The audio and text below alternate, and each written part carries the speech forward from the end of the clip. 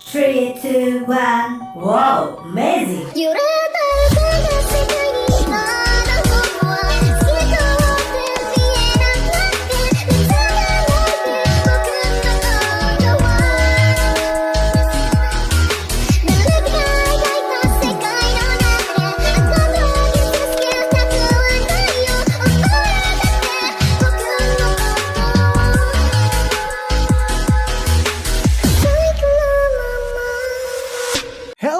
Hello my friend, Monami Watashi no Tomodachi. Balik lagi di cerita manhwa.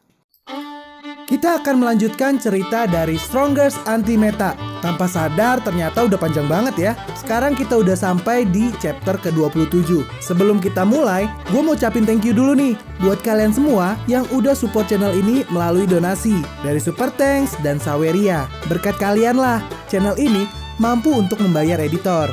Pertama-tama ada Raka. Katanya, lanjutkan Min. Siap Raka. Thank you ya buat donasinya. Lanjut lagi, ada Rehan Bagas S. Katanya, request manhwa solo maximal newbie. Nah, kalau untuk ini, kita akan buat tapi di channel satunya lagi. Di channel Cerita Manhwa ID. Tapi tunggu sampai monetize ya. Makanya, bantu subscribe dan nontonin video yang udah ada di channel itu. Biar channel itu bisa memenuhi syarat untuk monetize. Thank you ya Rehan untuk donasinya. Berikutnya lagi ada Ultri. Katanya, maaf Min cuma segini. Gak apa-apa Ultri, santai aja. Thank you ya Ultri udah donasi. Lanjut lagi ada Onta. Katanya, gasken. Siap Onta, kita gas terus. Buat kalian yang mau support channel ini dengan donasi, kalian bisa pilih antara Super Thanks atau Saweria. Tapi bagusnya sih Saweria ya, karena potongannya cuma 5%. Kalau Super Thanks 30%. Untuk Saweria, kalian bisa klik di pojok kiri atas. Atau kalian bisa cek di kolom deskripsi. Tapi untuk support, nggak harus dalam bentuk donasi. Dengan kalian menonton sampai habis dan memberikan like di video ini, itu udah sangat membantu mensupport channel ini. Kalian juga bisa join di grup Telegram dari komunitas Cerita Manhwa. Di situ kalian bisa sharing dan berbagi cerita dengan teman-teman baru. Dan nanti kalau gue ada masalah apa-apa tentang channel ini, pertama-tama gue pasti akan menginfokan terlebih dahulu di Telegram. Misalnya kayak gue telat upload, atau apalah itu. Makanya langsung join di grup Telegram ya. Tanpa perlu berlama-lama lagi, kita akan mulai aja ceritanya. Melanjutkan cerita sebelumnya, di mana Suki telah membunuh Sial Walking. Balas dendam dari kehidupanku sebelumnya sudah selesai. Sudah tidak banyak lagi kekacauan yang ada di dalam hatiku ini. Sekarang aku merasa lega. Mungkin karena aku sudah berkultivasi hingga ke titik ini, manusia tidak lagi cukup untuk membuatku dalam masalah. Di bumi ini, aku bisa menutupi langit dengan tanganku, dan tidak ada yang bisa menghentikanku. Lalu ponsel dari Sukye berdering. Ternyata itu adalah telepon dari Luochai. Sukye, di mana aja kau selama 2 hari terakhir? Kemungkinan sih ada di Samudra Pasifik. Hah? Samudra Pasifik? Bukankah itu ribuan kilometer dari kota Z? Bagaimana bisa kau ada di sana? Oh iya, foto wanitamu yang ada di bulan itu udah tersebar kemana-mana. Dan juga foto saat kau terbang juga udah tersebar di sosial media. Netizen lagi ribut membicarakan tentangmu. Bukankah kau harus bersikap low profile jika ingin menyembunyikan kekuatanmu? Suki menjawab, menyembunyikan? Kenapa juga disembunyikan? Memangnya ada orang di dunia ini yang bisa menjadi ancaman bagiku? Ya, sekarapmu baiklah. Ya udah, mari kita tidak bicarakan masalah ini dulu. Aku akan mengurus masalah Gunung Tai untukmu dan mengosongkan semua turis dan juga staf yang ada di sana. Memangnya apa sih yang akan kau lakukan di Gunung Tai? Oh, tentu saja aku akan membawa pulang seorang immortal. Setelah selesai menelpon, Sukye langsung pergi ke Gunung Tai. Kini Sukye sudah sampai di Gunung Tai. Sistem, apakah orang-orang yang ada di sini sudah dibersihkan? Sistem memberitahukan bahwa radius 10 mil dari sini sudah tidak terdeteksi lagi manusia. Sistem juga menjelaskan, penghalang yang ada di bumi adalah sebuah arai besar kuno yang membutuhkan kultivator yang tak terhitung jumlahnya untuk bisa mempertahankan itu. Sekarang, kultivator di bumi sudah menjadi 0. Penghalangnya sudah bertahun-tahun tidak diperbaiki. Roh dari Sukye adalah manusia bumi. Jadi Sukye berhak untuk mewarisi penghalang ini. Apa? Bumi juga memiliki harta karun peninggalan para kultivator bertahun-tahun yang lalu. Mereka juga bisa membuat penghalang planet yang lebih sulit dibandingkan yang ada di Swanchan. Ini benar-benar gak terduga sama sekali. Dan malahan, tidak ada penerus dari para kultivator itu. Setelahnya, Sukye menggunakan darahnya untuk mensinkronasikan dirinya dengan arai itu. Sebuah bola besar berwarna emas muncul. Sukye berkata, aku adalah Sukye, kultivator dari Cina. Aku kesini untuk menerima warisan dari arai ini dan akan berkontribusi untuk memelihara arai bumi. Lalu pupil mata yang didapatkan Sukyue dari daratan timur keluar dari tubuh Sukyue. Lalu keduanya bersatu. Sistem memberitahukan bahwa arai telah menerima Sukyue sebagai ahli waris. Lalu negatif efek dari mata api sudah dibersihkan. Mata api adalah teknik bulan putih tingkat tinggi, salah satu dari 5 elemen mata langit. Saat menghadapi musuh, kini Sukyue bisa membuat ilusi api. Dan bahkan, mata ini bisa menghilangkan ilusi, penyamaran atau mantra lainnya. Dan teknik ini dinamakan Fiery Eyes. Berpindah ke bulan, Hongyan merasakan ada fluktuasi energi sejati dari titik yang pernah dibilang oleh Sukyue. Saat dia melihatnya, terdapat celah yang telah terbuka. Hongyan berkata, "Pria kecil, tampaknya kau sudah menguasai penghalangnya. Ini adalah penghalang yang langka, berusia ribuan tahun. Pasti tidak mudah untuk mengontrolnya." Lalu Chiang Hongyan bergerak menuju celah itu. Sukyue pun juga terbang ke langit. Kita berpindah sebentar ke pangkal militer dari negara Z. Seorang ilmuwan berkata, "Jenderal, wanita yang ada di bulan itu tiba-tiba pergi." Jenderal itu menghampirinya. "Oke, cepat lacak dengan satelit dan cari tujuan dia pergi." Ilmuwan itu mengatakan bahwa wanita ini mengarah ke arah Gunung Tai.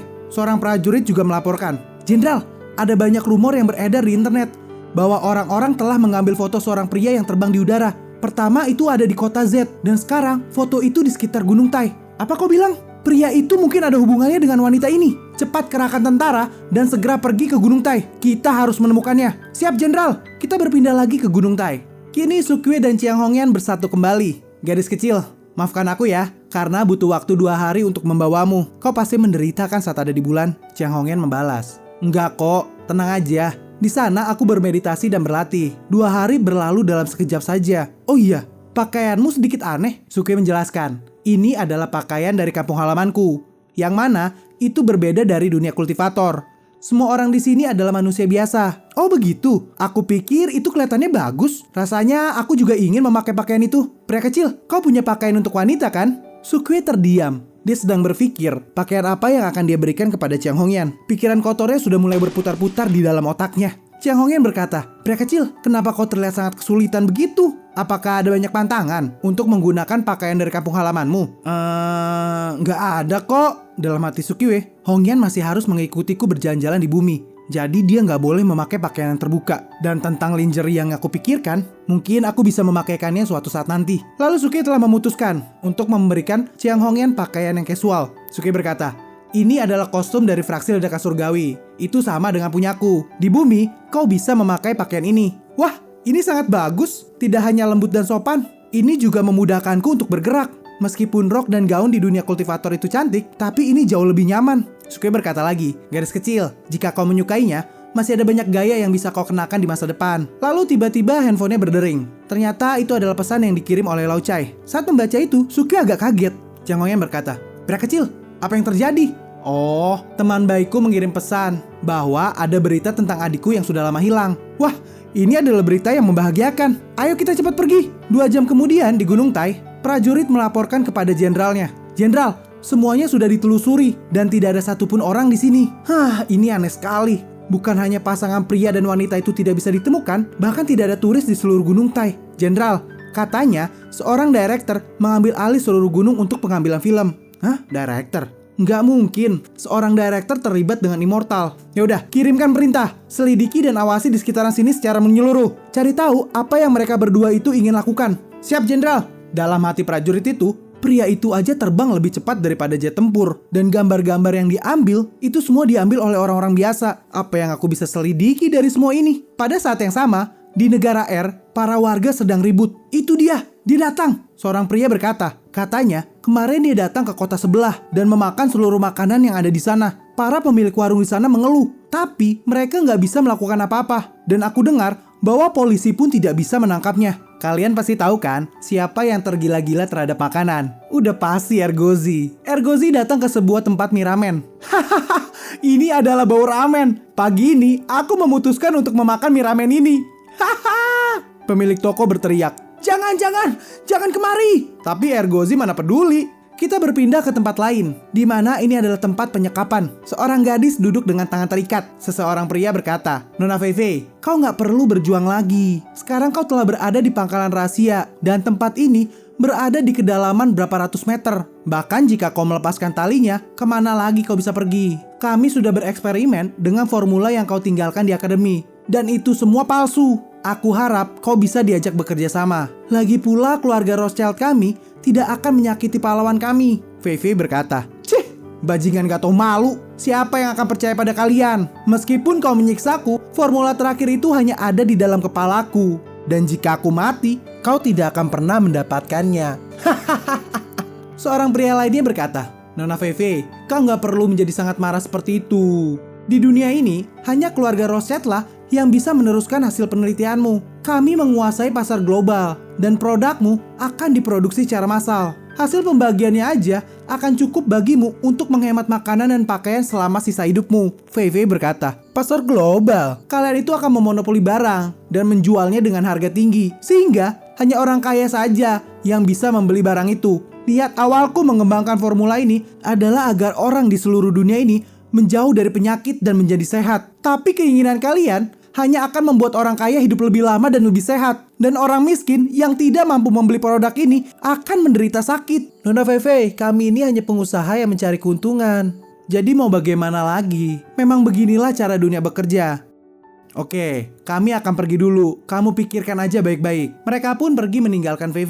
Fei hanya bisa menangis. Jika aja kakak ada di sini. Kita berpindah lagi ke tempat Luo Chai. Sukue memintaku untuk mencari keberadaan adik perempuannya selama lebih dari setengah tahun yang lalu. Tapi sama sekali aku gak bisa melacaknya. Terus bagaimana Nona Lin bisa mengetahui keberadaannya? Nona Lin menjawab, "Mengenai hal itu, aku juga gak sengaja." Lalu tiba-tiba Sukue datang menemui mereka. Dalam hati Luo Chai, apa itu Sukue? Bukankah tadi barusan dia ada di Gunung Tai? Gunung Tai berjarak 3 jam berkendara dari kota Z. Tapi ini baru berapa menit setelah aku menghubunginya. Dan dia udah sampai aja. Sukue langsung berkata, "Luo Chai, kau sudah mengetahui keberadaan Fei? Cepat katakan, di mana dia?" Luo Chai tidak menjawab perkataan dari Sukue. Dia fokus kepada wanita yang ada di sebelah Sukue. Tunggu. Dia kan? Sukue langsung memperkenalkan wanita ini. Ini Chiang Hongyan, permaisuri dari kerajaan Suyuan, dan Sens dari Swanchen. Dia adalah wanitaku. Dalam hati Chiang Hongyan, "Pria kecil, kenapa kau memperkenalkan aku seperti ini?" Luo Chai akhirnya sadar. Bukankah kau immortal yang difoto melalui satelit? Kau immortal yang ada di bulan itu kan?" Sukue menjelaskan kepada Chiang Hongyan. "Gadis kecil, mereka berdua adalah teman sekelasku. Mereka ini gak pernah melihat seorang kultivator. Jadi jangan kaget kalau mereka membuat keributan." Chiang Hongyan menjawab, "Tenang aja pria kecil. Aku bisa memahami rasa kaget manusia saat melihat kultivator." "Baguslah kalau kayak gitu." Chiang Hongyan menyapa mereka berdua. Tapi di dalam hati Nona Lin, apakah mereka berdua ini benar-benar immortal? Setelah itu mereka duduk bersama. Luo Chai menjelaskan, "Setelah konflik antara kau dengan pengawal keluarga Xia di hotel, aku telah berbicara dengan Nona Lin. Dia telah menemukan petunjuk tentang Fei." Lalu Nona Lin melanjutkan perkataan dari Luo Chai. "Jadi begini, setelah bertemu dengan Sukue beberapa hari yang lalu, aku berbicara dengan teman sekolahku. Setelah mendengarnya, dia mengingat seorang teman sekelasnya yang juga bermarga Su. Setelah dia mengingat-ingat, dia menemukan bahwa nama lengkapnya adalah Su Fei." Luo Chai berkata, "Oh, jadi Su Fei sedang belajar di luar negeri. Ternyata ini yang membuatku gak bisa menemukan informasi apapun." Sukue dengan kesal berkata, "Luo Chai, apa kau sengaja gak mencarinya di luar negeri?" Nona Lin berkata lagi, "Universitas tempat Su Fei belajar itu adalah universitas yang didukung oleh negara M dan berspesialis dalam mengembangkan peralatan militer. Jadi itu normal kalau kau tidak bisa menemukannya, karena memang universitas itu bergerak secara rahasia. Teman sekolahku itu merindukan dunia hiburan. Jadi setelah belajar 2 tahun di universitas itu, dia merasa bosan. Jadi dia meninggalkan studinya dan kembali lagi ke dunia entertain. Tapi dia masih menyimpan kontak teman-teman sekelasnya, termasuk Su Fei. Hongyan ikut nimbrung. Terus, apa kau sudah menghubunginya?" "Belum sih." "Ya udah, kita hubungin aja dia sekarang." Saat mereka menghubungi Su Fei, nomornya tidak bisa dihubungi dan hanya ada pesan suara yang tertinggal. Di rekaman suara itu Su Fei berkata, "Aku Su Fei dan aku tidak bisa menjawab telepon untuk sementara. Tolong tinggalkan pesan setelah mendengar bunyi bip." Tapi setelah bunyi bip itu, Su Fei menyebutkan sesuatu, yaitu keluarga Rothschild. Mereka berempat tampak kaget, apalagi Luo Chai. "Apa ini seriusan? Ini benar-benar membuatku merinding. Yang kita bicarakan sekarang adalah keluarga Rothschild." Sukue berkata, "Tampaknya situasi ini benar-benar mendesak. Dia nggak bisa berinisiatif untuk meminta bantuan. Tapi jika dia meninggalkan pesan di dalam kotak pesan suara, itu berarti dia ingin orang-orang melacak keberadaannya. Seperti yang diduga dari adikku. Pikirannya benar-benar cerdas." keluarga Rothschild ya?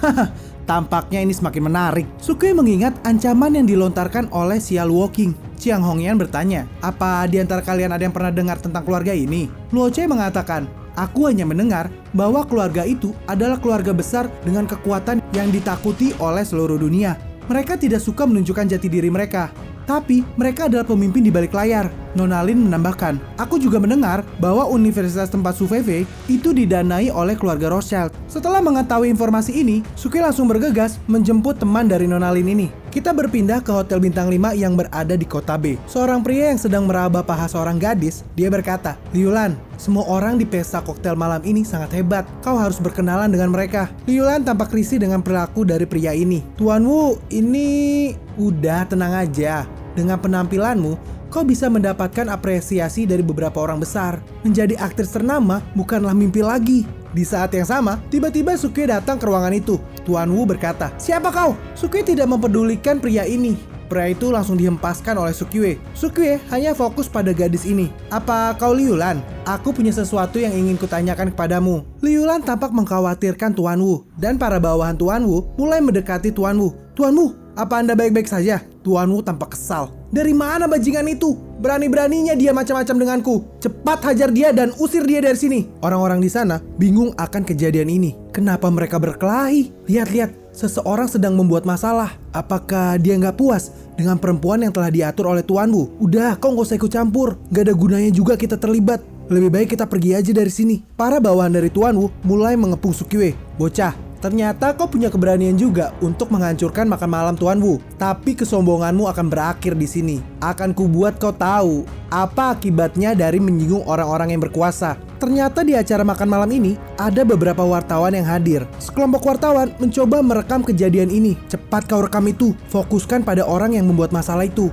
Di sisi lain, Luo Cai tampak khawatir. Nona Immortal, apa nggak apa-apa Sukue dikeroyok seperti itu? Chiang Hongyan berkata, dengan basis kultivasinya, orang biasa tidak akan sebanding dengannya. Sebelumnya, dia menyuruhku untuk menjaga kalian. Jadi jangan khawatir. Kembali ke sisi Sukue, Sukue berkata, Nona Liu, kau duduk dulu aja di sini. Biar aku yang menangani masalah ini. Pria ini makin kesal. Kau mau mengatasi kami? Dasar bocah, akan kubungkam kesombonganmu itu. Saat pria itu ingin memukul Sukue, Sukue mengangkat jarinya dan pria ini pun terangkat. Sukue berkata, tampaknya ini akan seru. Jadi aku akan bermain denganmu hari ini. Wartawan yang sedang merekam video itu tampak bingung. Bagaimana caranya seorang pria bisa melayang di udara? Sukue sadar bahwa dirinya sedang direkam. Lalu Sukue mengambil kamera yang ada di tangan wartawan itu. Sukue berkata, karena sudah seperti ini, hari ini aku akan menunjukkan ke seluruh dunia tentang kehebatanku. Kamera yang sudah diambil oleh Sukue diserahkan kepada Luo Cai. Luo Cai, tangkap ini.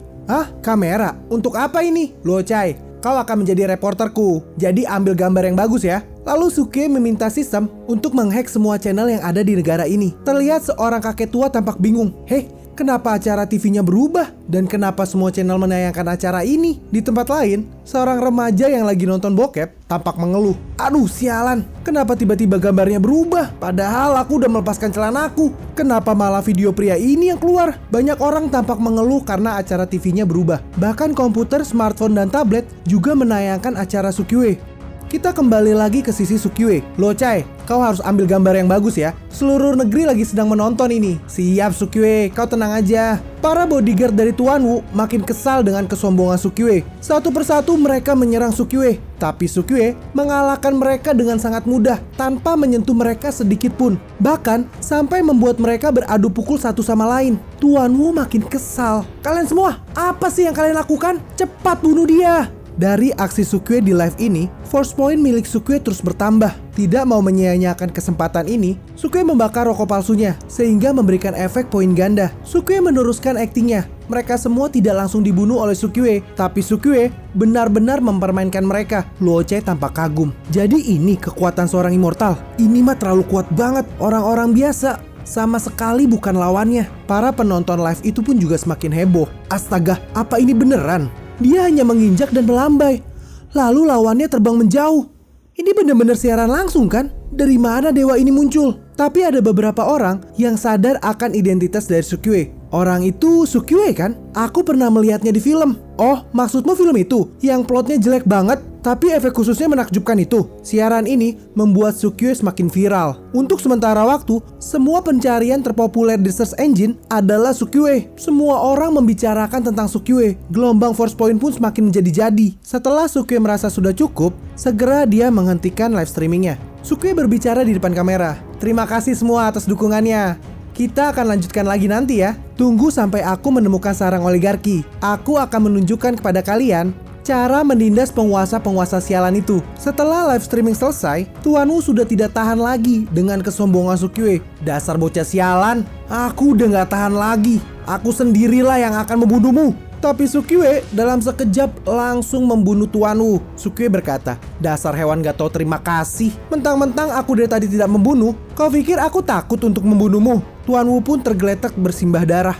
Nona Lin tampak syok. Sukyue benar-benar seorang immortal. Demi tujuannya, dia bahkan bisa membunuh orang dengan santai. Aku dan dia tidak lagi berada di dunia yang sama. Luo Cai juga berpikir, Sukyue benar-benar hebat. Gak ada lagi orang di dunia ini yang bisa menghentikan Sukyue. Tuan Wu ini sudah banyak melecehkan aktris. Dia memang pantas mati. Setelah membunuh Tuan Wu, Sukyue langsung menghampiri Liu Lan. Nona Liu, maaf telah membuatmu menunggu. Hidup ini gak mudah. Demi mendapatkan poin, aku harus bersikap tidak bermoral. Jadi aku harap kau bisa memahaminya ya. Liu Lan tampak bingung. Poin? Poin apa? Kau baru saja membunuh Tuan Wu. Kau pasti akan dipenjara. Apa? Dipenjara? Apa kau bercanda, Nona Liu? Itu nggak mungkin. Nona Liu, aku akan memperkenalkan diriku terlebih dahulu. Aku adalah Sukyue, kakaknya dari Su Feifei. Aku dengar kau tahu sesuatu tentang adikku. Liu Lan merespon. Kau kakaknya Feifei? Lalu Sukyue berkata lagi, Liu Lan, tolong beritahukan aku informasi tentang adikku. Nona Lin menghampiri mereka dan menepuk pundak dari Liu Lan. Xiaolan, gak apa-apa. Dia hanya ingin melacak keberadaan Feifei. Setelah dia mendapatkan informasi, dia pasti akan pergi. Jadi kau gak perlu takut. Xiaolan menengok ke belakang dan tersadar bahwa yang bicara itu adalah Lin Yuxi. Liu Lan akhirnya bicara. Feifei adalah murid yang sangat pekerja keras di sekolah. Katanya, dia mengembangkan sebuah vaksin yang bisa menyembuhkan kebanyakan penyakit di dunia ini. Jika itu bisa dipopulerkan, dunia akan menjauh dari penyakit. Sekolah ingin memperoleh penelitian dan pengembangannya. Dan sebuah perusahaan farmasi besar akan menjualnya ke pasar global. Tapi sepertinya Feifei nggak setuju. Dan aku nggak tahu lagi apa yang terjadi ke depannya. Tapi dinilai dari pesan pada telepon Feifei, dia sepertinya dikendalikan oleh sekolah. Sukyue berkata, pesan itu menyebutkan tentang keluarga Rothschild. Memangnya apa hubungannya dengan sekolah itu? Liu Lan menjelaskan, sekolah dibiayai oleh keluarga itu. Jika sekolah ingin membelinya, itu pasti suruhan dari keluarga itu. Dalam hati Sukyue, dinilai dari situasi saat ini, mereka pasti mencoba untuk melunakkan Feifei. Tapi dengan IQ Feifei, Feifei pasti mampu menahan mereka untuk sementara. Jadi mereka pasti tidak akan berbuat macam-macam kepada Feifei. Lalu Sukyue bertanya, memangnya di mana markas keluarga itu? Liu Lan menjawab, aku nggak tahu tentang itu. Konon keluarga ini berasal dari Eropa dan sudah ada selama ratusan tahun. Orang-orang mereka ada di seluruh dunia, tapi tidak ada yang tahu di mana keberadaan mereka. Sukyue berkata, ya udahlah kalau begitu, mari kita langsung aja pergi ke universitasnya. Kita pasti akan mendapatkan informasi dari sana. Mereka bertiga pun pergi ke kampus itu. Sukyue, Luo Cai, dan Chiang Hongyan. Universitas ini berada di pinggiran kota N, di negara M.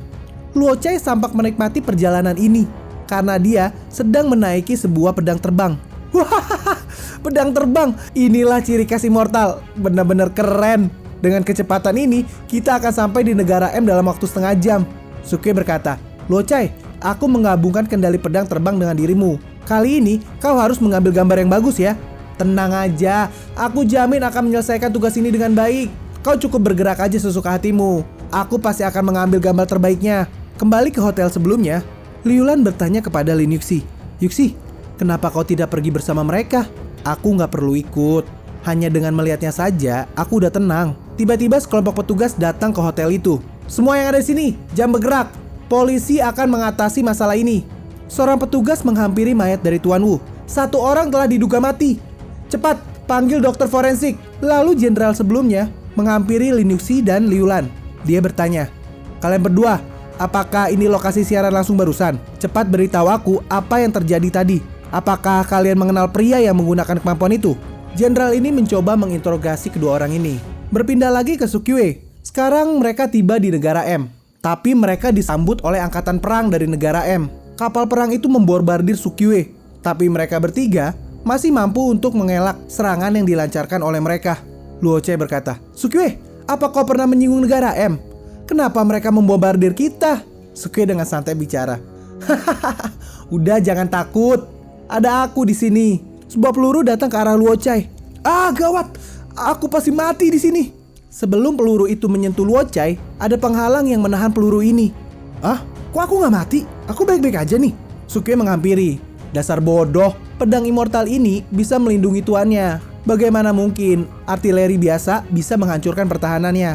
Jangankan destroyer, bom nuklir aja nggak akan bisa membunuhmu. Kau tenang aja, aku nggak mungkin membuang kameramenku." Berpindah ke sisi Chiang Hongyan, pria kecil, "Senjata ini sangat berisik banget.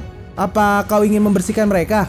Sukyue menjawab, "Ya udah, kau bersihkan aja mereka, biar mereka tahu seberapa kuat kita."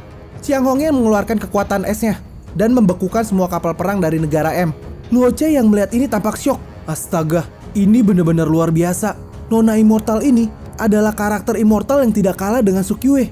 Setelah memasuki negara M, mereka masih terus dikejar oleh militer dari negara M. Pesawat tempur pun dikerahkan untuk melawan Sukyue. Pilot itu berkata, "Kalian semua, cepat mendarat. Kalian sudah membahayakan keamanan negara M." Luo Che bertanya kepada Sukyue, "Sukyue, apa yang harus kita lakukan sekarang?" Sukyue masih santai. "Kalau mereka berani datang, aku akan memukul mereka sampai rata." Lalu pesawat tempur itu melepaskan rudalnya. Sukyue menyambutnya. "Haha, kalian berani menyerangku lagi? Benar-benar gak sopan ya." Rudal itu langsung dikendalikan Sukyue dan mengembalikan rudal ini kepada mereka. Pesawat itu pun hancur. Untungnya, pilotnya berhasil kabur dari pesawat itu. Chiang Hongyan bertanya, "Pria kecil, apa kau ingin membunuh pengemudinya?" Sukyue menjawab, "Aku sedang dalam mood yang baik hari ini, jadi biarkan saja mereka." Tibalah Sukyue di pinggiran kota N.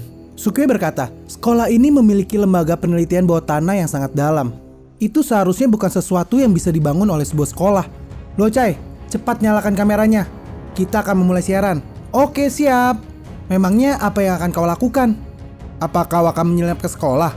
Semua siaran telah dihack dan semua orang sedang menonton aksi dari Sukyue. Lihat, Sukyue sedang siaran. Kira-kira apa lagi yang ingin dia lakukan?" Sukyue berkata, "Menyelinap katamu? Itu nggak perlu." Lalu Sukyue menunjukkan kekuatannya. Bangunan dan tanah dari sekolah itu langsung ditarik keluar oleh Sukyue. Semua orang yang sedang menonton tampak syok. Apa? Sebuah sekolah bisa diterbangkan seperti itu? Ini benar-benar berlebihan. Dari sisi Luo Che, aku harus menahan agar tidak menunjukkan ekspresi keterkejutanku. Aku harus mendapatkan penampilan Sukyue yang luar biasa. Orang-orang yang berada di dalam kampus semua panik. Mereka merasakan gempa yang hebat. Saat mereka melihat keluar, ternyata tempat mereka berpijak sudah terbang ke angkasa. "Ada apa ini? Sebuah gempa. Cepat-cepat keluar dari bangunan." "Apa? Ini bukan gempa. Sekolah kita terbang ke langit." Lalu Sukyue mendekati sekolah itu. Dan seorang pria botak bertanya kepada Sukyue, "Siapa kau? Apa yang ingin kau lakukan pada sekolah ini?" Sukyue menjawab, "Nyala kau. Cepat kau panggil rektormu keluar." Sebelum rektor itu dipanggil oleh pria botak ini, rektor itu langsung menunjukkan dirinya. Pria botak tampak agak khawatir. "Pak Rektor, udah, jangan khawatir. Biar aku yang mengurusnya. Tuan terhormat, sebenarnya apa yang kau ingin lakukan pada sekolah ini?" Sukyue langsung berkata, "Kau cukup menjawab pertanyaanku, dan aku akan melepaskan kalian. Pertanyaan pertama nih, apa kau kenal dengan Su Feifei?" Rektor itu menjawab, "Su Feifei adalah murid top di sekolah ini. Tentu saja aku tahu." "Oke, pertanyaan kedua ya. Di mana Su Feifei?" Itu aku nggak tahu kalau itu." Sukyue langsung menjawab, "Berani-beraninya kau berbohong padaku." Lalu rektor itu langsung diterbangkan oleh Sukyue dan langsung dibuang keluar. Rektor itu pun langsung mati, terjatuh dari ketinggian. Notifikasi force point pun terus berdatangan dan Sukyue menjadi kesal. "Sistem, notifikasi ini terlalu berisik. Tolong kau matikan ini untuk sementara." Lalu Sukyue melanjutkan pertanyaannya. "Hei kau yang ada di sana, cepat jawab pertanyaanku. Di mana Su Feifei?" Dengan ini video ini pun berakhir. Kita akan lanjutkan lagi di video berikutnya. Aku yakin kalian pasti penasaran dengan video kelanjutannya kan? Makanya subscribe channel ini dan nyalakan juga lonceng notifikasinya agar kalian tidak ketinggalan video-video kami berikutnya. Jangan lupa juga untuk like, komen, dan share ke sosial media kalian agar makin banyak orang yang kenal dengan channel ini. Sekian dulu video dari cerita manhwa kali ini. Sampai jumpa di video berikutnya. sayonara. This is cerita manhwa untuk lo semua. Jangan lupa sawer jika kalian suka. Hei kalian, mohon perhatian. Ini ku persembahkan untuk kalian. Aku butuh cuan untuk kebutuhan, karena editor pun butuh asupan. Lirik ini tanpa kepalsuan. Dengan ini cukup sekian. Terima kasih.